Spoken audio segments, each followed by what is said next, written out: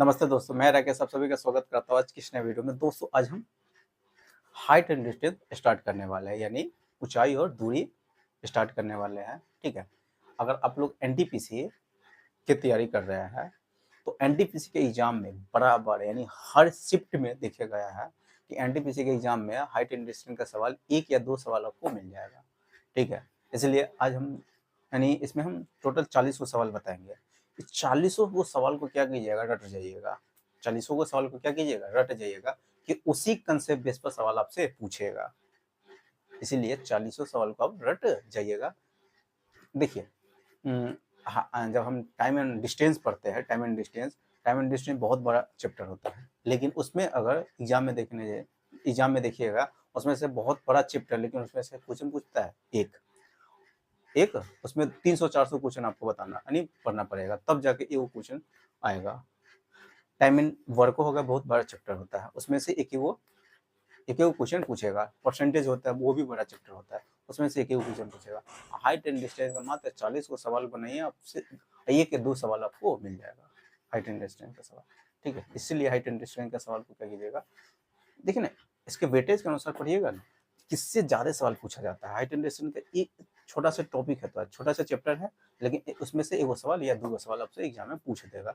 इसको पहले हम रटी कर जाएंगे, इसको रट जाएंगे। पहले समझ लेते हैं कि इसमें क्या क्या, इसमें कुछ टर्म होता है, उसे आपको सीखना होगा। हाइट एंड डिस्टेंस का चैप्टर स्टार्ट करने से पहले इसमें कुछ टर्म होता है, उसे आपको जानना होगा। पहले समझते हैं कि एलिवेशन एंगल क्या होता है, उसके बाद डिप्रेशन एंगल बताएंगे, एलिवेशन एंगल क्या होता है। जैसे हम मान लेते हैं कि किसी का आंख है, ये आंख है, ठीक है, क्या है ये आंख है। ठीक है, आंख के सीधे यहाँ पर अगर वस्तु यहाँ पर, कोई वस्तु यहाँ पर है, आंख के सीधे अगर यहाँ पर देख रहा है, यहाँ पर देख रहा है, तो इस लाइन को क्या कहा जाता है, आंख के सीधे वाला, आंख के जस्ट कोई वस्तु सामने सामने रखा, आंख के जस्ट सामने सामने रखा हुआ है। ठीक है, तो उस वस्तु और आंख को मिलाने वाले इस साइड को क्या कहेंगे, हॉरिजॉन्टल लाइन कहेंगे। आंख के सीध कहेंगे या हॉरिजॉन्टल लाइन, आंख के सीध या हॉरिजॉन्टल लाइन, यानी इसको कहा जाता है हॉरिजॉन्टल लाइन। हॉरिजॉन्टल लाइन यानी क्षैतिज रेखा, क्षैतिज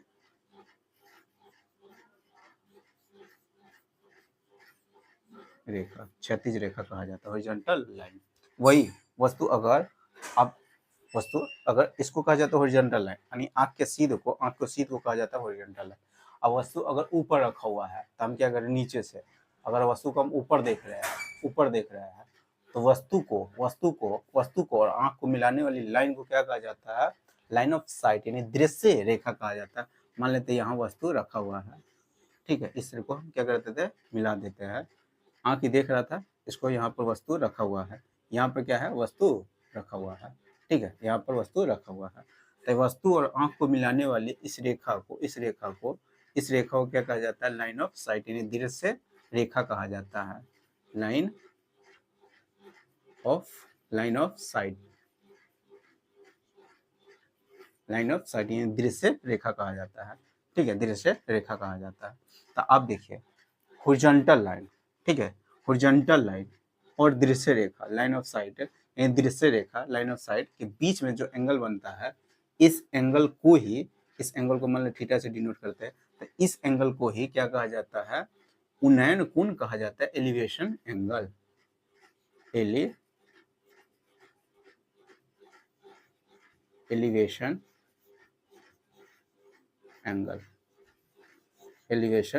एंगल यानी उन्नयन कोण कहा जाता है। इसको हिंदी में कहेंगे उन्नयन कोण।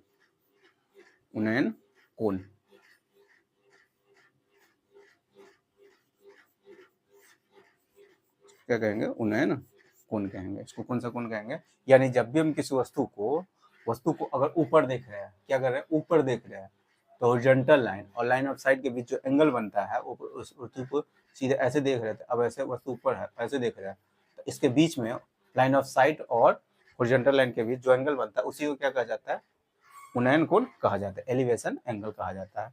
एलिवेशन एंगल समझ में आ गया। अब समझिए डिप्रेशन एंगल क्या होता है, डिप्रेशन एंगल।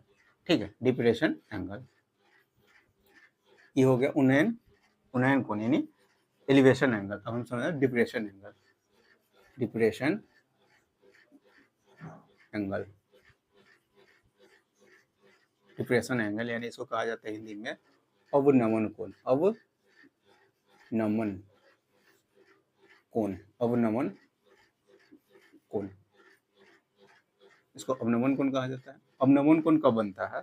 तो जब वस्तु को ऊपर न देख के, अगर वस्तु आंख से जस्ट यानी वस्तु नीचे रखा हुआ है तो वस्तु को ये हो गया आंख के सीध यानी हॉरिजॉन्टल लाइन, और वस्तु अब नीचे रखा हुआ है, अगर वस्तु को नीचे दिख रहा है, नीचे देख रहा है तो वस्तु और आंख को मिलाने वाली रेखा को क्या कहा जाता है? लाइन ऑफ साइट कहा जाता है।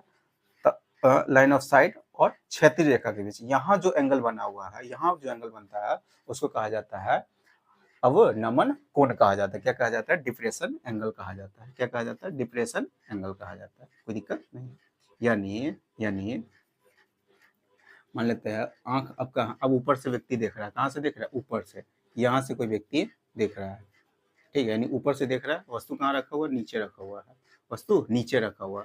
तो अब यहाँ पर इसको कहा जाता है हॉरिजॉन्टल लाइन, यानी अगर वस्तु अगर ये सीधे देखता है, ऐसे देखता है, तो इसको कहा जाता है क्षैतिज रेखा कहा जाता है। लेकिन वस्तु तो नीचे दिख रहा है, वो नीचे देख रहा है, तो इस लाइन को यानी आंख के सीध को कहा जाता है हॉरिजॉन्टल लाइन। आंख को सीध, आंख के जस्ट सामने जो रेखा होता है उसको हॉरिजॉन्टल लाइन कहता है। वस्तु यहाँ है तो वस्तु और आंख को मिलाने वाली लाइन को, इस रेखा को कहा जाता है, इस रेखा को कौन सा रेखा कहा जाता है? लाइन ऑफ साइट कहा जाता है। तो यहाँ पर जो एंगल बना हुआ है, यहाँ पर एंगल जो बना हुआ है, इसी एंगल को मान लेते हैं थीटा एंगल बना हुआ है, तो इसी एंगल को कहा जाता है डिप्रेशन एंगल।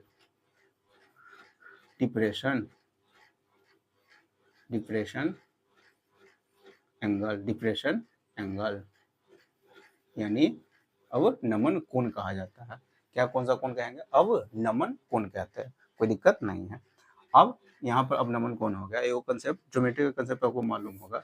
जब दो समांतर रेखा को एक तिर्यक रेखा क्या करती? प्रतिच्छेद करती है, काटती है, तो उसका अल्टरनेट एंगल यानी एकांतर कोण, इसको अल्टरनेट एंगल कहा जाता है। और एकांतर कोण क्या होता है? हमेशा बराबर होता है। अगर ये थीटा है तो ये भी क्या हो जाएगा? थीटा हो जाएगा, ठीक है। तो वही यहाँ से उसी कंसेप्ट में यहाँ पे हम अब इसको फिगर बना रहे हैं। तो ऐसे क्या करते हैं, इस रेखा के समांतर एगो रेखा हम यहाँ पर खींच देते हैं। इस रेखा के समांतर एगो रेखा हम यहाँ पर खींच दे दिए, ठीक है, खींचे हुए हैं, खींच दे दिए, ठीक है। अब क्या करें, यहाँ पर अगर अल्टरनेट यहाँ पर ई एंगल थीटा बनना है तो ये भी एंगल कितना हो जाएगा? थीटा, क्योंकि दो समांतर रेखा तिरछेदी छेदी रेखा काटती है तो अल्टरनेट एंगल क्या होता है? बराबर होगा। अगर ये थीटा है तो ये भी क्या हो जाएगा? थीटा हो जाएगा। इसका यूज हम कहाँ करेंगे? सवाल में करेंगे, कोई दिक्कत नहीं है। यानी अवनमन कोण कब बनता है? उन्नयन कोण कब बनता है? समझ में आ गया होगा। उन्नयन कोण कब बनता है? जब वस्तु ऊपर देखते हैं तो उस समय क्या होता है? उन्नयन कोण बनता है। जब वस्तु हम नीचे दिखते हैं तो उस समय हम झुका के देखते हैं, जैसे डिप्रेशन में घुस जाते हैं तो उस समय डिप्रेशन एंगल बनता है। जब वस्तु ऊपर देखते हैं तो उन्नयन कोण बनता है, यानी एलिवेशन एंगल बनता है। जब वस्तु नीचे रहता है तो नीचे देखते हैं, यानी वस्तु को नीचे देखते हैं तो क्या हो? अब नमन कोण बनता है। अब नमन कोण वहां पर बनेगा, कहाँ? हॉरिजॉन्टल लाइन और लाइन ऑफ साइट के बीच में जो एंगल बनता है उसी को अब नमन कोण कहते हैं। यहाँ तक इस समझ में आ गया होगा। अब थोड़ा सा यानी इसमें पूरा हाइट एंड डिस्टेंस के सवाल में आपको एक ट्रायंगल के बारे में सिर्फ जानकारी होना चाहिए, वो भी राइट एंगल ट्रायंगल, यानी समकोण त्रिभुज। पूरा ज्योमेट्री यानी पूरा हाइट एंड डिस्टेंस सिर्फ वो राइट एंगल ट्रायंगल के इर्द गिर्द घूमता है, यानी समकोण त्रिभुज के ही इर्द गिर्द घूमता है पूरा हाइट एंड डिस्टेंस का सवाल, ठीक है।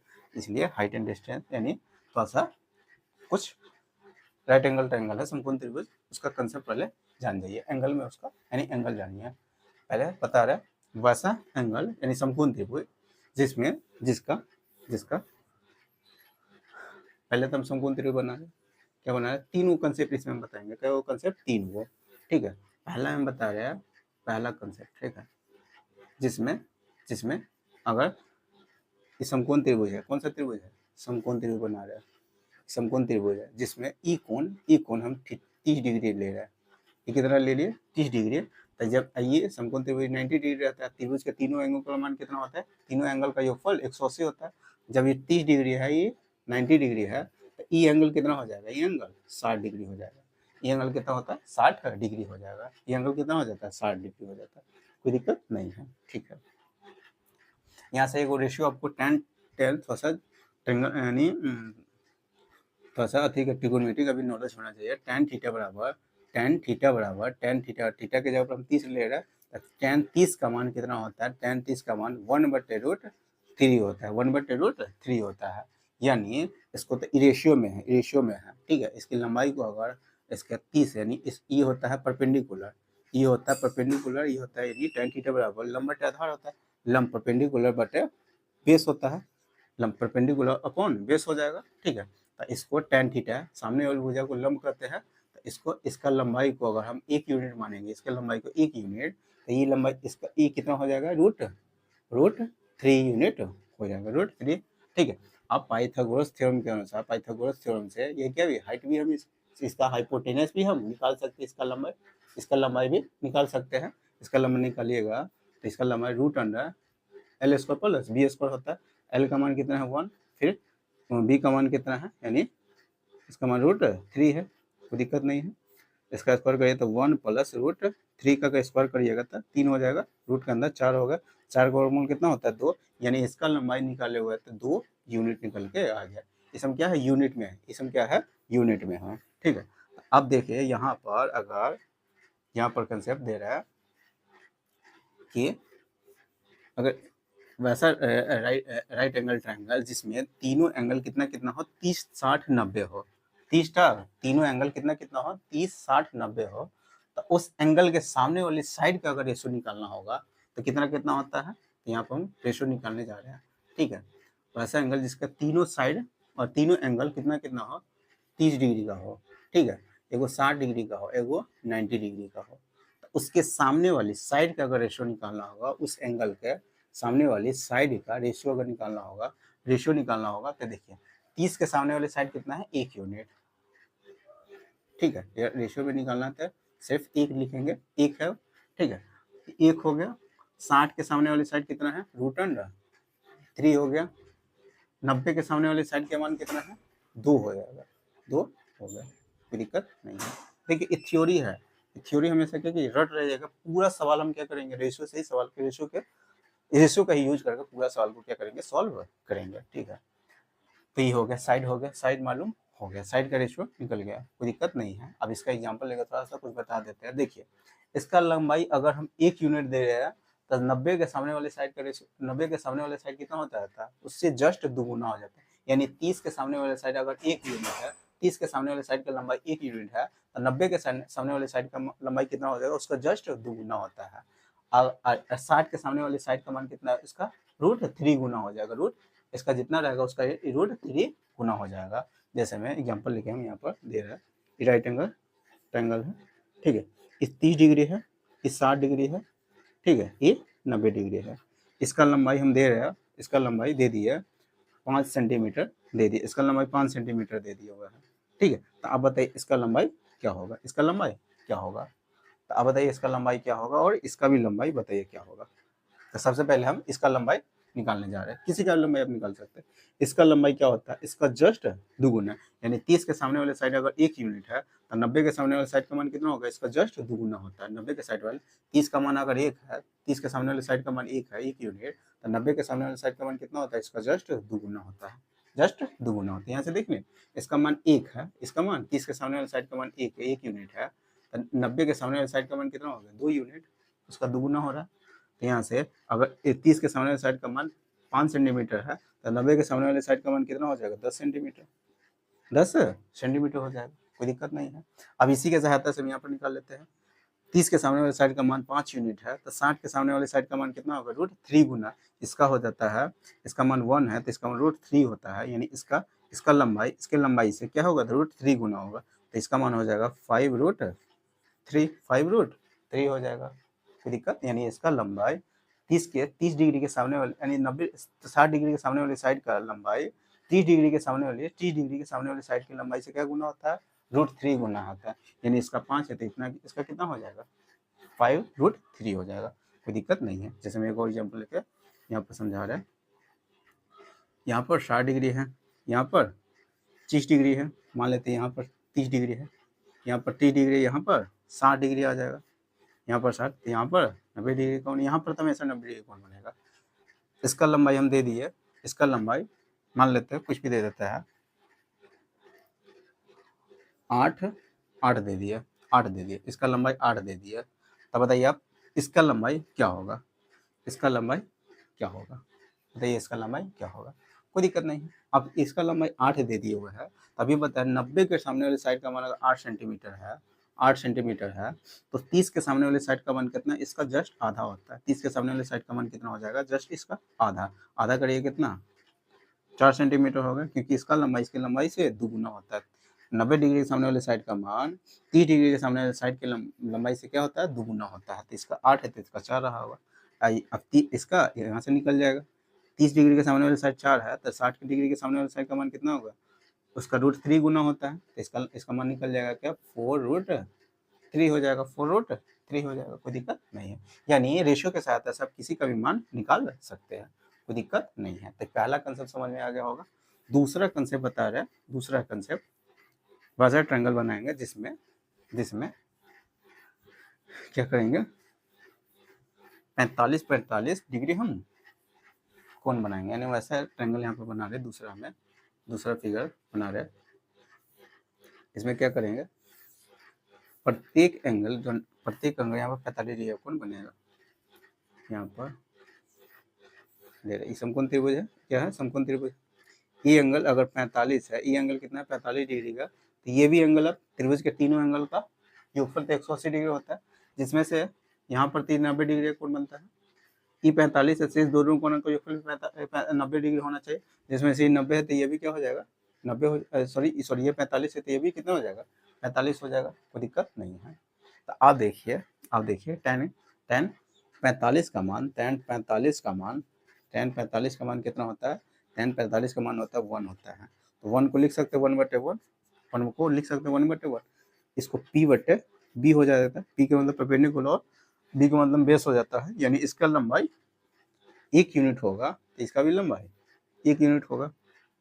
अब पाइथागोरस थ्योरम से इसका लंबाई हम निकाल देंगे, पाइथागोरस प्रमेय से इसका लंबाई निकाल लेंगे, √L² प्लस B², 1 के स्क्वायर तो 1 हो जाएगा, 1 के स्क्वायर 1 हो जाएगा, यानी √2 हो जाएगा। इसका लंबाई निकाले तो कितना होगा, √2 हो जाएगा। यहाँ पर √2 हो जाएगा, √2 हो गया। इसका लंबाई कितना होगा, √2 हो गया। इस हम रेशियो में, किसमें एग्जैक्ट में नहीं है, ये रेशियो में है। किसमें है, रेशियो में।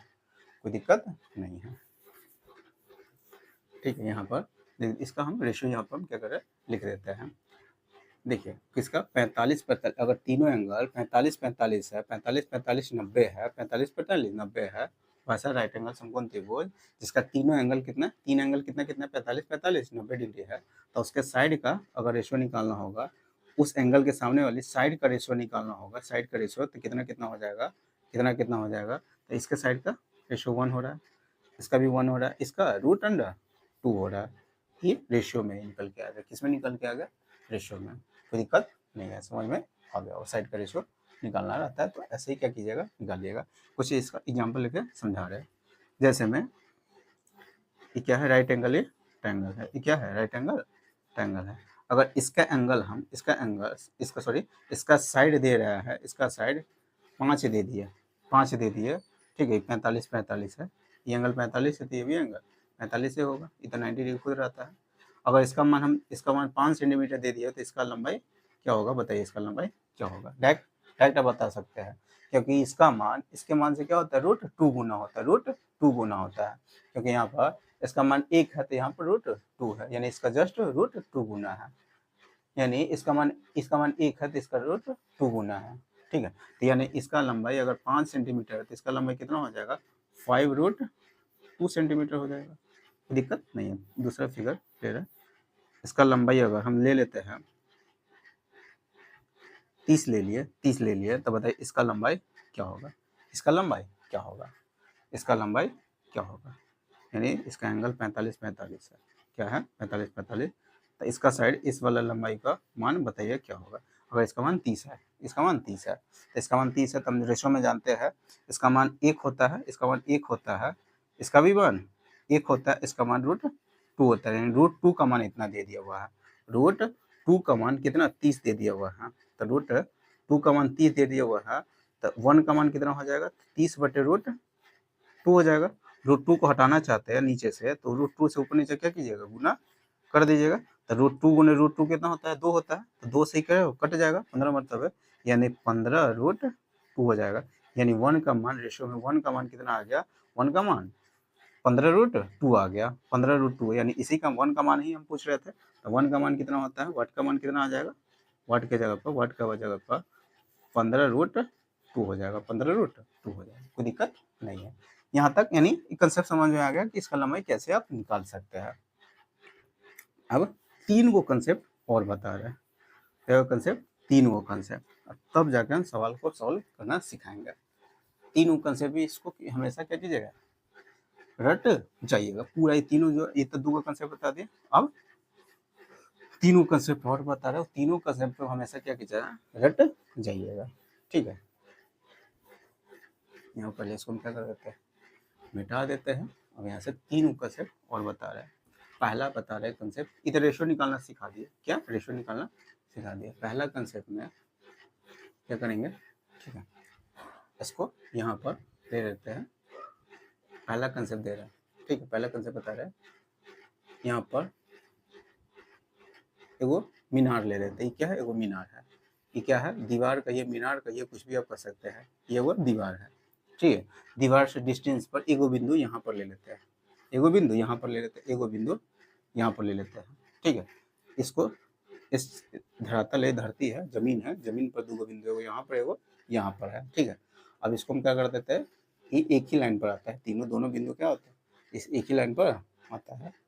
अब यहाँ से क्या कर देते हैं, इस मीनार के शीर्ष इस पॉइंट को मिला देते हैं, मीनार के शीर्ष इस पॉइंट को हम मिला देते हैं, मीनार के शीर्ष इस पॉइंट को हम क्या करिए, मिला दिए, कोई दिक्कत। तो यहाँ पर जितना ये होगा राइट एंगल, यहाँ पर हमको देना मीनार के, इसके मीनार के जितना नज़दीक रहेगा उतना एंगल ज़्यादा रहता है, यानी मीनार के जितना नज़दीक फिगर बनाइए, जितना नज़दीक खींचेंगे उतना एंगल का मान बढ़ते रहेगा, बढ़ते, जितना मीनार के नज़दीक आइएगा एंगल का मान बढ़ते जाएगा, जितना मीनार से इधर जाइएगा एंगल का मान घटते जाएगा। तो यहाँ पर हम 60 डिग्री ले रहे हैं, 60 डिग्री, ये 60 डिग्री ले रहे हैं, इसका मान 30 डिग्री ले लेते हैं, ठीक है। इसका मान 30 डिग्री, इसका रेशियो याद कर लीजिएगा, ठीक है। नहीं याद करिए तो निकालना भी नहीं, निकालना भी आना चाहिए, ठीक है। हमेशा रटी जाएगा ताकि कोई फॉर्मूला यूज नहीं करिएगा, रेशियो से सारा सवालों को क्या कीजिएगा, सॉल्व कर दीजिएगा, ठीक है। अब ये 30 और 60 के लिए बता रहे हैं, 3 को बताएंगे, 30 और 60 के लिए बता रहे, 30 और 60 के लिए कंसेप्ट दे रहे हैं, ठीक है। देखिए मीनार वाला, मीनार के जस्ट नजदीक वाला होगा, ये डिस्टेंस को, इस डिस्टेंस को हमेशा, अभी 3 को फिगर बनाएंगे, तीनों फिगर में इस डिस्टेंस को मीनार के जस्ट सामने वाले, मीनार के सटा हुआ इस साइड रहता है, मीनार के सटा ये जो साइड रहता है, इस जो साइड रहता है, इस ट्रायंगल, छोटा जो ट्रायंगल बीच में बनेगा, इस ट्रायंगल का इस साइड को, इस ट्रायंगल के इस साइड को हमेशा 1 यूनिट मान के आइएगा, कितना यूनिट, इस साइड की लंबाई को मानिएगा हमेशा 1 यूनिट, हमेशा मान लीजिएगा, हमेशा सारे सवाल में हमेशा इसका अगर फिगर ऐसा बन रहा है तो उसमें हमेशा इस डिस्टेंस को हमेशा 1 यूनिट मान लीजिएगा, कितना, 1 यूनिट मान लीजिएगा, कोई दिक्कत नहीं है। अब वही कंसेप्ट तो को बता दिए हुआ था, ठीक है। देखिए ये कितना है, ये कितना है, 30 है, ये 30 डिग्री है, कितना है, और सॉरी 60 है, ये कितना हो जाएगा, ये 60 है तो ये 30 हो जाएगा, क्योंकि यहाँ पर 90 कौन बनता है, ये 60 था तो ये 30 था, ठीक है। रेशियो निकालना सीखा, रेशियो देखिए 30 के सामने वाले साइड का मान अगर 1 यूनिट है तो 60 के सामने वाले साइड का मान कितना होगा, √3 गुना होता है, तो इसका लंबाई निकल गया √3, इसका लंबाई निकल गया √3 हो गया, कोई दिक्कत नहीं। इस छोटा वाला ट्रायंगल में हम देखिए, इस समकोण त्रिभुज में देखिए, अब बड़का समकोण त्रिभुज में देखिए, बड़का समकोण त्रिभुज में ई एंगल कितना है, 30 है, ये पूरा एंगल ई एंगल, ये पूरा एंगल कितना हो जाएगा, पूरा एंगल 60 हो जाएगा, कितना हो जाएगा, 60 हो जाएगा, कोई दिक्कत। दूसरा मार्कर से हम लिख देते हैं, ठीक है, लाल से तो लिखेगा ही नहीं, ये पूरा एंगल 60 हो जाएगा, कितना हो जाएगा, 60 हो जाएगा, कोई दिक्कत नहीं। यहाँ तक समझ में आया होगा, हो गया। अब देखिए 30 डिग्री के सामने वाले साइड का मान 30 डिग्री के पूरा बड़का ट्रायंगल में, बड़का राइट एंगल ट्रायंगल देखिएगा, 30 डिग्री के सामने वाले साइड कितना है, √3 है, 30 डिग्री के सामने वाले साइड का लंबाई कितना है, √3 है, तो सॉरी हाँ 30 डिग्री के सामने वाले साइड का लंबाई √3 है, तो 60 डिग्री के सामने वाले साइड का लंबाई कितना होगा, उसका √3 गुना होता है, उसका भी √3 गुना होता है, √3 गुना होता है। इसका लंबाई यानी 60 डिग्री के सामने वाले साइड का लंबाई उसकी लंबाई से √3 गुना होता है, √3 गुना होता है, इसका लंबाई जितना है उससे क्या होता है, उससे √3 गुना होता है। तो √3 गुने √3 करिएगा, यानी इसका लंबाई होगा √3 गुने √3। तो इसका मान कितना होगा, √3 गुने √3 कितना होता है, 3 होता है। ठीक है, कितना, यानी 3 निकल गया, यानी इसका लंबाई निकल के आ गया कितना, 3 यूनिट। इसका लंबाई निकल के आ गया 3 यूनिट निकल के आ गया। आप देखिए पूरा का लंबाई यहाँ से यहाँ तक लंबाई 3 यूनिट है, जिसमें से यहाँ तक लंबाई 1 यूनिट मान के हम आए हुए थे। तो इतना लंबाई निकल गया, इतना लंबाई कितना, 2 यूनिट। 2 यूनिट बहुत बार, यानी इस फिगर में इस कंसेप्ट पर बहुत एग्जाम में सवाल पूछा जाता है। ठीक है, अब यहाँ से किसी ए को का मान दे देगा, किसी ए को का मान दे देगा। अब किसी का मान आप क्या कर सकते हैं, निकाल सकते हैं इस रेशियो के सहायता से। ठीक है, इस रेशियो के सहायता से किसी का मान आप क्या कर सकते हैं, निकाल सकते हैं। पहला कंसेप्ट। दूसरा कंसेप्ट बता रहा है, दूसरा कंसेप्ट में बता रहा है, दूसरा कंसेप्ट सीखिए। यहाँ पर भी हम ट्रायंगल बना रहे हैं, यहाँ पर वो मीनार ले लेते हैं, यहाँ पर क्या है, मीनार है। ठीक है, यहाँ पर 2 को बिंदु ले लेते हैं। अब एंगल हम बना रहे हैं, एंगल बना रहे हैं 30 और 45, 30 डिग्री के, 30 डिग्री और 45 डिग्री के लिए, 30 डिग्री और 45 डिग्री, 30 डिग्री और 45 डिग्री, 30 डिग्री और 45 डिग्री वाला कंसेप्ट देखिए। इसमें देखिए अभी बोले हैं कि इस डिस्टेंस को हमेशा, इस डिस्टेंस को यहाँ पर 90 डिग्री को बनता है, इस डिस्टेंस को हमेशा कितना मान के आइएगा, 1 यूनिट हमेशा। ये जो मीनार के जस्ट, यानी इसके जस्ट सटा हुआ जो रहता है, इस लेंथ को, जो छोटका ट्रायंगल बनता है उसका इस लेंथ को हमेशा 1 यूनिट मान के आइएगा। कितना, 1 यूनिट इसका मान लिया हुआ है, कोई दिक्कत नहीं है। देखिए ये 45 है, छोटका ट्रायंगल में देख रहे हैं, ये 45 है, तो ये भी कितना हो जाएगा, 45 से होगा। 45 यहाँ पर क्योंकि 90 रहता है। ठीक है, ये 45 है तो ये भी 45 हो जाएगा। अभी 45 है, 45 के सामने वाले, अगर दोनों एंगल 45 है तो 45 के सामने वाली साइड का मान क्या होता है, सॉरी, किसी भी ट्रायंगल में अगर 2 एंगल बराबर है, 2 एंगल का, ये थीटा है, ये भी थीटा है, तो थीटा के एंगल जब बराबर है तो एंगल के सामने वाली साइड भी क्या होता है, आपस में बराबर होता है। इसका मान 1 यूनिट है, इसका मान 1 यूनिट है, तो इसका मान भी क्या हो जाएगा, 1 यूनिट हो जाएगा। ठीक है, साइड भी बराबर हो जाता है, कोई दिक्कत नहीं है। आप देखिए अब बड़का ट्रायंगल में चल रहा है, बड़का ट्रायंगल में देखिएगा, बड़का ट्रायंगल में ये एंगल 30 डिग्री है, तो ये पूरा एंगल पूरा कितना हो जाएगा, 60 डिग्री हो जाएगा। ये 30 डिग्री है तो पूरा कितना हो जाएगा, 60 डिग्री। 30 डिग्री के सामने वाली साइड का मान कितना है, 1 हो रहा है। 30 डिग्री के सामने वाली साइड का मान 1 यूनिट है, तो 60 डिग्री सामने वाली साइड का मान उसका √3 गुना होता है, √3, इसका √3 गुना हो जाएगा, √3, यानी इसका लंबाई कितना है, √3 हो जाएगा। कितना हो जाएगा, √3 हो जाएगा। जिसमें से इसका लंबाई अगर निकालना होगा, इसका लंबाई कितना होगा, इसको मान के 1 आया था, तो इसका लंबाई कितना होगा, √3 माइनस 1, √3 माइनस 1 हो जाएगा। इसका लंबाई होगा √3 माइनस 1, ये यूनिट में हो जाएगा इसका लंबाई। ठीक है, इसका लंबा निकल गया, √3 माइनस 1 हो जाएगा। कितना, √3 माइनस 1 हो गया। इसका यूज बहुत, यानी क्वेश्चन में बहुत यूज हम करेंगे। ठीक है, तो 2 फिगर समझ में आ गया होगा, एगो 30 डिग्री और 60 डिग्री, 30 डिग्री और 45 डिग्री, एगो फिगर और बता रहा है 45 और 60 डिग्री के लिए।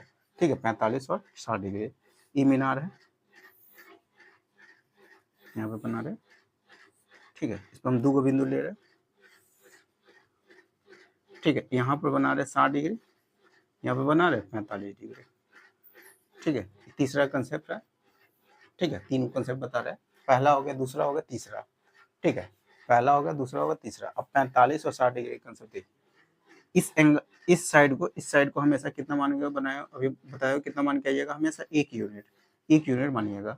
तो देखिए अब ये एंगल कितना हो जाएगा, छोटका ट्रायंगल में ये एंगल कितना हो जाएगा, ये एंगल। ठीक है, ये एंगल कितना, 60 है तो कितना हो जाएगा, 30। अब 30 के सामने वाली साइड का मान 1 यूनिट है, तो 60 डिग्री के सामने का साइड का मान कितना होगा, √3 गुना √3 हो जाएगा। इसका 30 के सामने वाली साइड अगर 1 यूनिट है, तो 60 के सामने वाली साइड का मान कितना, √3 यूनिट हो जाएगा, 3 यूनिट हो जाएगा, कोई दिक्कत नहीं। इसमें रेशियो में। हाँ, अब देखिए, अब बड़का ट्रायंगल में चलिएगा, बड़का ट्रायंगल में ये 45 है, एक पूरा एंगल कितना हो जाएगा, 45 हो जाएगा। कितना, 45 होगा। ये 45 है तो पूरा एंगल कितना हो जाएगा, 45। ठीक है, तो ये जब ये 45 है ये भी पूरा एंगल 45 हो गया। तो जब एंगल दूगा आपस में बराबर तो साइड भी आपस में क्या हो जाता है, बराबर हो जाता है।